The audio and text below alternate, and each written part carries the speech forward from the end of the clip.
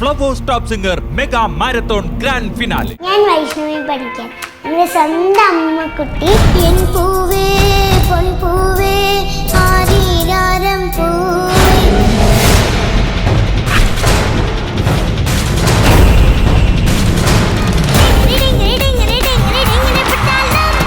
വിമർത്ത് പാടിയെന്ന് പറഞ്ഞു കഴിഞ്ഞാൽ അസാധ്യമായിട്ട് പാടിയിട്ടു.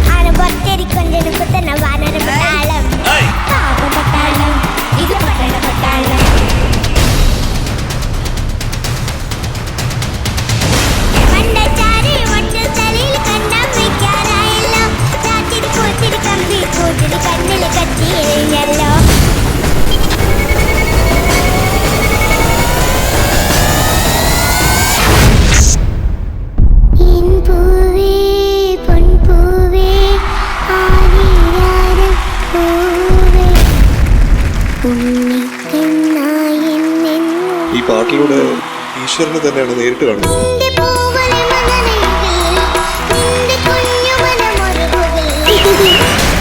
You are the superhero.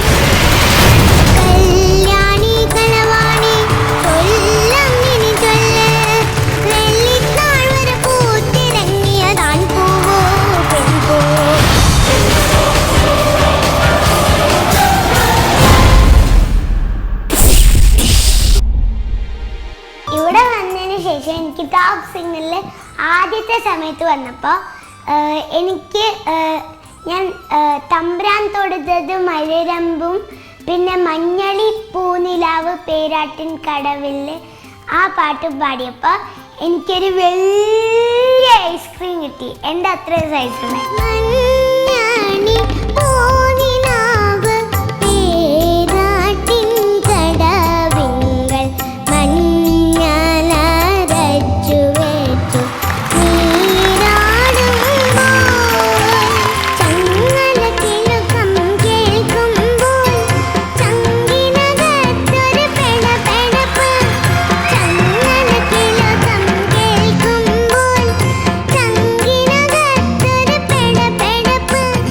വർഷത്തിനിടയിൽ ഇത്രയും തകർപ്പനായിട്ട് പാടണമെന്നുണ്ടെങ്കിൽ എന്താണ് വൈഷ്ണവി? ഒരു വലിയ കൈയടി കൊടുക്കണം. ഭാവിയിലെ ഒരു വാഗ്ദാനമായിട്ട് മാറും, സംശയമില്ലാത്ത കാര്യമാണ്. എന്തായാലും ഇത് എന്താണ് പറയേണ്ടത്? നമ്മൾ പാടിയത് സൂപ്പർ.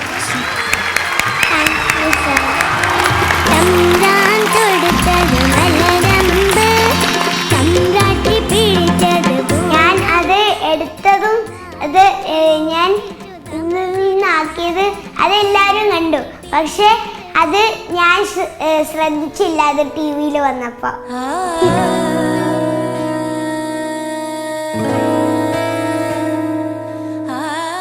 പിന്നെ എനിക്ക് ജഡ്ജസിൽ ഏറ്റവും കൂടുതൽ ഇഷ്ടം അനുരാധ മാമിനെയും സിത്താര ആന്റിനെയും ജയചന്ദ്രൻ സാറിനെയും NG ശ്രീകുമാർ സാറിനെയും വിധുപ്രതാപങ്കിനെയും ഇവരെല്ലാവരെയും എനിക്കിഷ്ടം.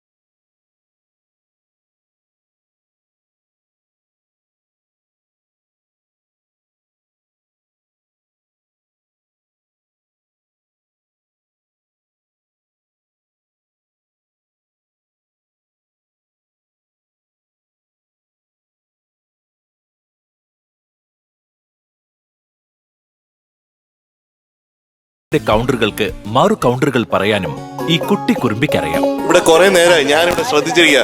ഇങ്ങനെ പഞ്ചാരയാട് മഞ്ചാടിച്ചോട്ടിൽ കൊഞ്ചിക്കൊണ്ടാട് കുറുമ്പിനെ ചന്തങ്ങളായി കാട്ടിക്കൂട്ടുന്നതെല്ലാം ഒരു കൊല്ലാപ്പുമായി തുള്ളിച്ചാടിൽ തുടിച്ചിടുന്ന നേരം. പിന്നെ ഇടയ്ക്കിടയ്ക്ക് എനിക്ക് ഗിഫ്റ്റ്സ് തരും, കെട്ടിപ്പിടിക്കും, ഉമ്മ വെക്കും, ഭയങ്കര ഫ്രണ്ട്ലിയാണ്. ഞാൻ തെറ്റിപ്പോയാൽ അവിടെ കറക്ഷൻസ് പറഞ്ഞുതരും. കുറേ ഗിഫ്റ്റ്സ് തന്നിട്ടുണ്ട്. എനിക്കൊരു വണ്ടിയും തന്നു. എന്നെ എപ്പോഴും അമ്മൂമ്മ കുട്ടീന്ന് വിളിച്ചോണ്ടിരിക്കും. വീണേ വീണേ വീണക്കുണ്ണേ എന്നെഞ്ചിലെ താളത്തിൽ കണ്ണേ നീ വീണേ വീണേ വീണക്കുണ്ണേ എന്നെഞ്ചിലെ താളത്തിൽ കണ്ണേ നീ കൊഞ്ചടി കൊഞ്ചടി വായ്ത്താരി. ജഡ്ജസിന്റെ ഒരു കാര്യം പറഞ്ഞപ്പോൾ എനിക്ക് ഓർമ്മ വന്നേ. അന്ന് എൻ്റെ ഒരു പല്ല് പറഞ്ഞപ്പോൾ ഞാനത് MG സാറിന് കൊടുത്തിട്ട് അത് മോഹൻലാൽ അങ്കിളിന് കൊടുത്തു. എനിക്കത് ഓരോരോ പ്രാവശ്യം പറയുമ്പോൾ ചമ്മല. അതെന്തായോ എനിക്കൊന്നും അറിയത്തില്ലേ ഭഗവാനേ. ആഴ്ചയിൽ ഓരോ പല്ല് പോവല്ലേ? ആ ഗ്രില്ല് ഇങ്ങനെ വലുതായിക്കൊണ്ടിരിക്കുകയാണ് മോടെ. ഇത് വലിയതായിക്കൊണ്ടിരിക്കുക, ഈ ഗ്രില്ല് വലിയതായിക്കൊണ്ടിരിക്കുക, ഈ താഴത്തെ ഗ്രില്ല് പോയി. വരും കേട്ടോ, വരും. മോള് പേടിക്കണ്ട കേട്ടോ, അല്ലെങ്കിൽ നമുക്ക് വരുത്താം.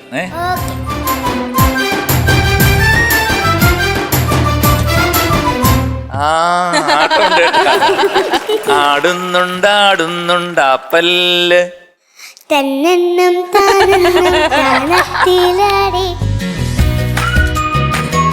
വൈഷ്ണവിക്കുട്ടിയുടെ പല്ലിന്റെ കാര്യം ഒരു സംഭവമാണ്.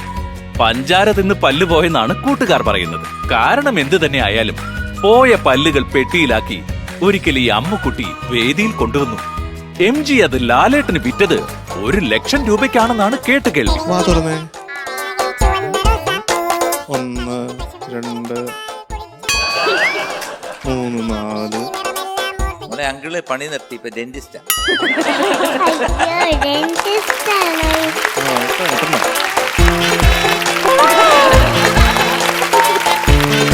ഇത് 4 പല്ലേ ഉള്ളൂ വലതുവശത്ത് കേട്ടാ. മൊത്തം 4 വലത്, 4 ഇടത്, ഫ്രണ്ടിൽ 2. അതാണ് അങ്കിളിന് കൊടുക്കാന്ന് പറഞ്ഞു കൊടുത്തൂല്ല അല്ലേ വൈഷ്ണവി കുട്ടി? വൈഷ്ണവിക്ക് ഒരു സർപ്രൈസ് ഉണ്ടല്ലേ? എന്താണ്?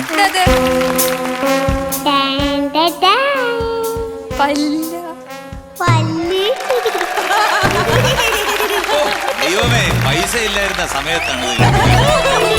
അമ്പിളി മാമ അമ്പിളി മാമ കൊമ്പിളിൽ എന്താണ്?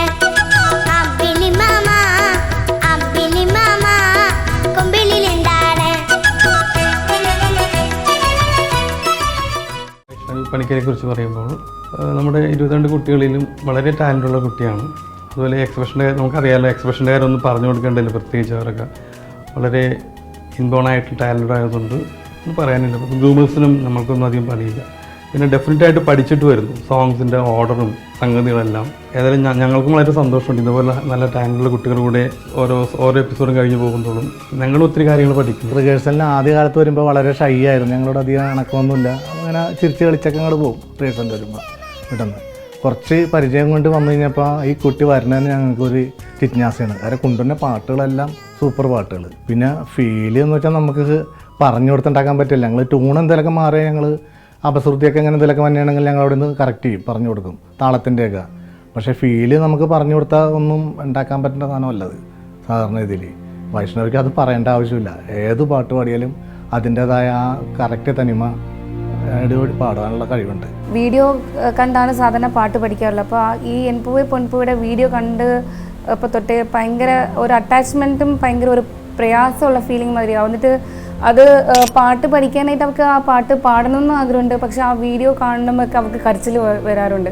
രാത്രി ഒരു ദിവസം മൊത്തം ഇരുന്ന് വെറുതെ ഇരുന്ന് കരയാണ്. അപ്പോൾ എനിക്കും സങ്കടം. എൻ്റെ ഹസ്ബൻഡ് അന്ന് ഇല്ലായിരുന്നു കൂടെ. അപ്പോൾ അന്നേരം ഞാൻ എന്നിട്ട് പിന്നെ ഹസ്ബൻഡിൻ്റെ അടുത്ത് വിളിച്ച് സംസാരിക്കാൻ പറഞ്ഞു മോളോട് എന്താ കാര്യം എന്ന് അറിയാനായിട്ട്. അപ്പോൾ അവൾ പറയുന്നത് എനിക്കറിയില്ല, എനിക്ക് വിഷമമാണെന്ന് പറഞ്ഞിട്ട്. പിന്നെ എൻ്റെ ഹൈദരാബാദിൽ എൻ്റെ അമ്മയുടെ അടുത്ത് സംസാരിപ്പിച്ചു, അനിയത്തിരി സംസാരിച്ചു. അവൾ എന്നിട്ട് വെറുതെ ഇരുന്ന് കറിയാം ഫോൺ വെക്കുക എനിക്ക് വിഷമമാണ് ഭയങ്കരമായിട്ട്. അപ്പോൾ ഞാൻ പറഞ്ഞാൽ ശരി നമുക്ക് പോയിട്ട് പറയും ഈ പാട്ട് മാറ്റിക്കാൻ. അപ്പോൾ അത് പറ്റില്ല, മാറ്റാനൊന്നും സമ്മതിച്ചില്ല. പിന്നെ അപ്പോൾ ഞാൻ പറഞ്ഞാൽ ശരി എന്നാൽ വീഡിയോ കാണണ്ട, നീ എന്നിട്ട് മറ്റേ ഫോട്ടോ ഉള്ള ഒരു ജാനകിയമ്മയുടെ ഫോട്ടോ ഉള്ള വെച്ചിട്ടുള്ള പാട്ടുണ്ട്, പിന്നെ അങ്ങനെ പഠിക്കാൻ പറഞ്ഞു. അങ്ങനെ പഠിക്കെങ്കിലും പിന്നെയും അറിയില്ല ആ പാട്ട്, ആ മ്യൂസിക്, പാട്ട് പഠിച്ചു, പെട്ടെന്ന് പഠിച്ചെടുത്ത് ഗ്രൂമിങ്ങിനും പഠിച്ചെടുത്തു. സാറൊക്കെ പറഞ്ഞ് നന്നായിട്ടുണ്ടായിരുന്നു. ഓർക്കസ്ട്രയിലും അത് ആ പാട്ടിൻ്റെ ആ BGM അങ്ങോട്ട് വരുമ്പോൾ അവൾക്കറിയില്ല, ഉള്ളിൽ ഭയങ്കര ഒന്ന് വിങ്ങി കിട്ടിയിരിക്കുന്ന മാതിരി. അപ്പം അന്ന് സ്റ്റേജിൽ പാടാൻ പോകുന്നതിന് മുമ്പ് അത് ഞങ്ങൾ ചോദിച്ചു എന്താ വിഷമം, എന്താ പാടാൻ വേണ്ടെങ്കിൽ വേണ്ട. ഇല്ല എനിക്ക് പാടണം, പക്ഷെ ആ BGM അങ്ങോട്ട് തുടങ്ങുമ്പോഴത്തേനും അവൾക്ക് എന്തോന്ന് അറിയില്ല, ഉള്ളിലിട്ട് ഭയങ്കര വിഷമം. അതുകൊണ്ട് ആ സങ്കടം മൊത്തം എന്നിട്ട് നമുക്ക് പ്രയാസമായിരുന്നു. സ്റ്റേജിൽ അവൾ കരഞ്ഞു പോകുമെന്നുള്ള ആ പാട്ട് കഴിയാൻ തോറും. അങ്ങനെ അവൾ പാടി തീർത്ത പാട്ടാണ്. ഇപ്പോൾ കൂടി അവൾ ഇപ്പോൾ കൂടി അവളുടെ ആ പാടിയ വീട് കാണുമ്പോൾ അവൾ കരയാറുണ്ട്.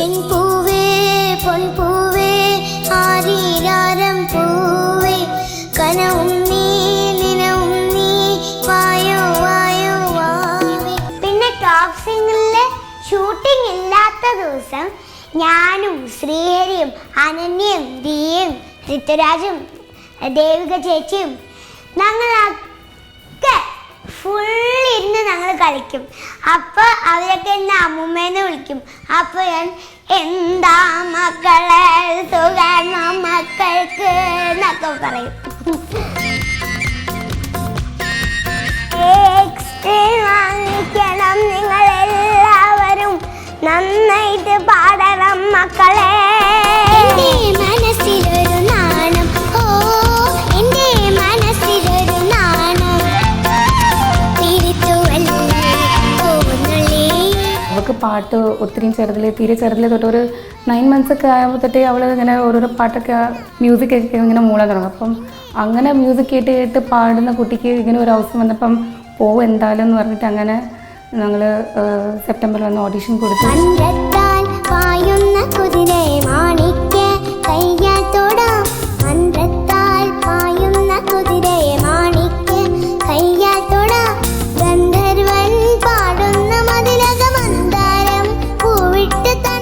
പ്രേക്ഷകരുടെ പിൻബലവും പ്രാർത്ഥനയുമാണ് വൈഷ്ണവിക്കുട്ടിയുടെ പാട്ടുയാത്രകളുടെ ഊർജം. നിഷ്കളങ്കതയും കുട്ടിത്വവും കൊണ്ട് മനസ്സുകളെ കീഴടക്കിയ ഈ കുട്ടിത്താരം പ്രേക്ഷകർ നൽകുന്ന സ്നേഹത്തിന്റെ ആത്മവിശ്വാസത്തിലാണ്.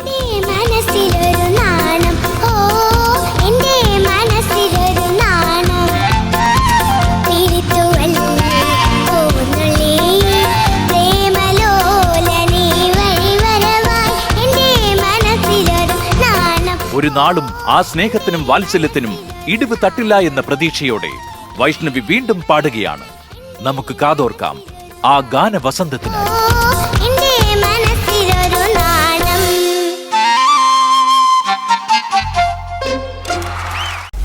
Flowers top singer mega marathon grand finale